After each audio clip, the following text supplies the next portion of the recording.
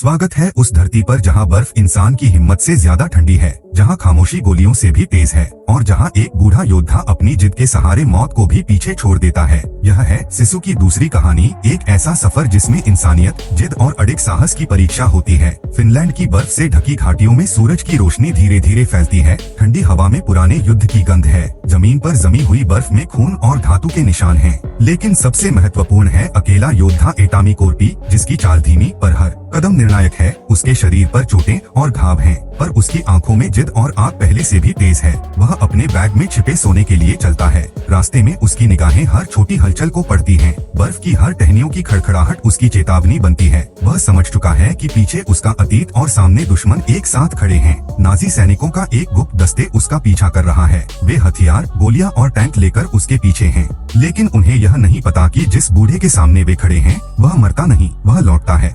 जंगल और पहाड़ों के बीच वह धीमे कदमों से आगे बढ़ता है। बर्फ पर उसके निशान गहरे पड़ते हैं। हवा और तेज होती है। आग और धुएं के बीच उसका साहस हर कदम बढ़ाता है। वह पुराने युद्ध शिविरों और जली हुई गाड़ियों के ढांचे से गुजरता है। हर दृश्य उसकी ताकत और अडिग इच्छा को दर्शाता है। खामोशी में उसका कदम हर सैनिक के दिल में भय भर देता है। बर्फ के मैदानों में वह दुश्मनों के शिविर के पास पहुंचता है। मशीनों और हथियारों की गूंज उसके इरादे को चुनौती देती है, लेकिन वह बिना रुके आगे बढ़ता है। आग और विस्फोटों के बीच उसकी छाया अजेय प्रतीत होती है। वह घायल होता है, गिरता है, लेकिन बार बार उठ खड़ा होता है। उसकी हर चाल मृत्यु को मात देती है। अंत में वह अकेला, लहूलुहान लेकिन अडिग खड़ा होता है। उसके हाथ में सोना और उसके भीतर अजय सिसु। वह साबित करता है कि असली शक्ति इंसान की जिद और हिम्मत में होती है। बर्फीली घाटियों में उसका सिलहूट दूर तक फैली वीरान भूमि में खड़ा है। और यही कहानी उसकी वापसी की, उसकी जीत की और उसकी अमर आत्मा की।